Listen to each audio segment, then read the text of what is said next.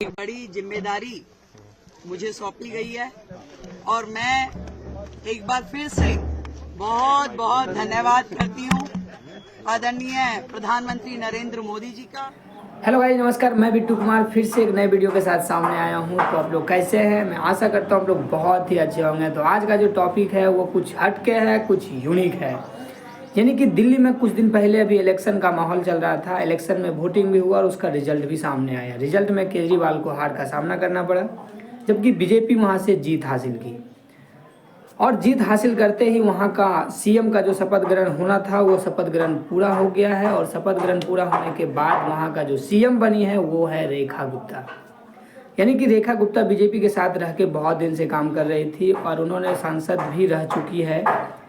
और बहुत मेहनत करने के बाद उसको एक अच्छा मुकाम हासिल मिला, जो कि अभी वो दिल्ली की सीएम बन चुकी है रेखा गुप्ता। आइए मैं उसका एक क्लिप दिखाता हूँ। उसमें सीएम बनते ही उन्होंने क्या बयान दिया है लोगों के सामने, क्या बीजेपी को धन्यवाद किया है, क्या उसने मोदी के और बीजेपी के जितने भी कार्यकर्ता हैं, जितने भी नेतागण हैं, सबको किस तरह से उन्होंने संबोधित किया है, किस तरह उन्होंने बयान में बताया है, वो आप क्लिप देखिए। जिम्मेदारी मुझे सौंपी गई है और मैं एक बार फिर से बहुत बहुत धन्यवाद करती हूँ आदरणीय प्रधानमंत्री नरेंद्र मोदी जी का, भारतीय जनता पार्टी के शीर्ष नेतृत्व का, अपने राष्ट्रीय अध्यक्ष नड्डा जी का, आदरणीय अमित शाह जी का, जिन्होंने मुझ जैसी साधारण परिवार की बेटी पे इतना भरोसा जताया और दिल्ली जो देश की राजधानी है उसकी जिम्मेदारी मुझे सौंपी। निश्चित रूप में मैं अपनी पूरी क्षमताओं के साथ, पूरी ताकत के साथ, ईमानदारी के साथ में उस जिम्मेदारी को निभाऊंगा। महिला दिवस आ रहा है, महिला दिवस आ रहा है, 2,500 रुपए की हर महिला को क्या प्राथमिकता रहेगी वो? देखिए, मेरे दिल्ली के लिए दो प्राथमिकताएं हैं। पहली प्राथमिकता जो दिल्ली से के लिए हमने कमिटमेंट्स की हैं अपनी सरकार की ओर से, उन सारी कमिटमेंट्स को पूरा करना। दूसरा, आदरणीय प्रधानमंत्री नरेंद्र मोदी जी ने जो दिल्ली के लिए विजन दिया है, उस विजन को साकार करने में टीम मोदी बन के हमारे 48 के 48 विधायकगण काम करेंगे और टाइम बाउंड तरीके से एक एक कमिटमेंट जो हमने जनता से की है उसे पूरा किया जाएगा। मैम, चौथी मुख्यमंत्री बनी है आप, अरविंद केजरीवाल सब ने आपको शुभकामनाएं दी हैं। मुख्यमंत्री बनेंगी?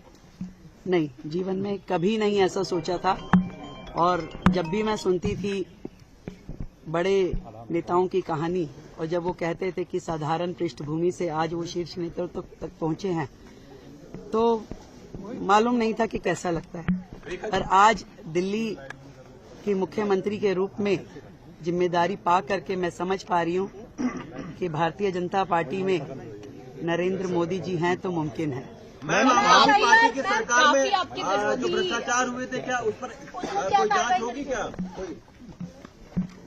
जो सरकार पिछले 12 साल से दिल्ली में राज कर रही थी और जितने भी भ्रष्टाचार के मुद्दे उनके ऊपर है, जनता के एक एक पैसे का हिसाब उन्हें देना होगा। मैम, लेकिन अभी शुभकामनाएं आई हैं वहाँ से, क्योंकि अरविंद धन्यवाद है आप सभी के माध्यम से मैं उन्हें धन्यवाद देती हूँ उनकी शुभकामनाओं के लिए।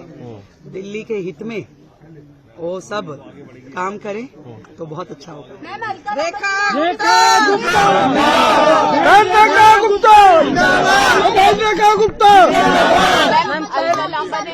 छात्र संघ के समय की तस्वीर शेयर की। बिल्कुल, अलका जी और मैं दिल्ली विश्वविद्यालय छात्र संघ में इकट्ठे थे। वो अध्यक्ष थी, मैं महासचिव थी। मैं धन्यवाद करती हूँ उनकी शुभकामनाओं के लिए। धन्यवाद, थैंक यू, थैंक यू। ये मौका 27 साल बाद दिल्ली में एक नया अध्याय जो शुरू हो रहा है उसकी जिम्मेवारी मेरे कंधों पे दी और शायद ये पूरे देश की महिलाओं के लिए बहुत ही सम्मान की घड़ी है और देश की आधी आबादी आदरणीय मोदी जी का दिल की गहराई से धन्यवाद करती है। मैं आदरणीय मोदी जी का, पार्टी नेतृत्व का बहुत बहुत आभार व्यक्त करती हूँ कि उन्होंने ये जिम्मेवारी देकर के मुझ पे भरोसा जताया और मैं आज ये प्रण करती हूँ कि मेरा एक एक क्षण इस जिम्मेवारी को पूरा करने में लगेगा। तो आपने दिल्ली की नई सीएम यानी कि रेखा गुप्ता का बयान सुना।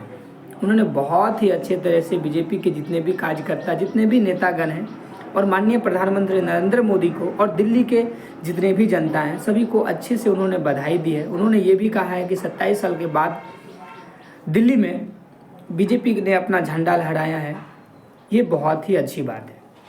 और उन्होंने ये भी कहा कि मैं दिल्ली में कोशिश करूंगा कि सबसे बेहतर करके दिखाऊं, कुछ यूनिक करके दिखाऊं। तो आपको क्या लगता है कि इनका बयान जो सबके सामने रहा है, क्या ये सच में सही करके दिखाएगी, केजरीवाल से बेहतर करके दिखाएगी या नहीं? आप लोग कमेंट सेक्शन में ज़रूर बताएं। और अगर चैनल पे नए हैं तो हमारे चैनल को सब्सक्राइब कर दें, फेसबुक पे हैं तो फॉलो कर दें। और ऐसे ही नए नए वीडियो के लिए, नए नए न्यूज़ों के लिए हमारे वीडियो में बने रहिए। आज के लिए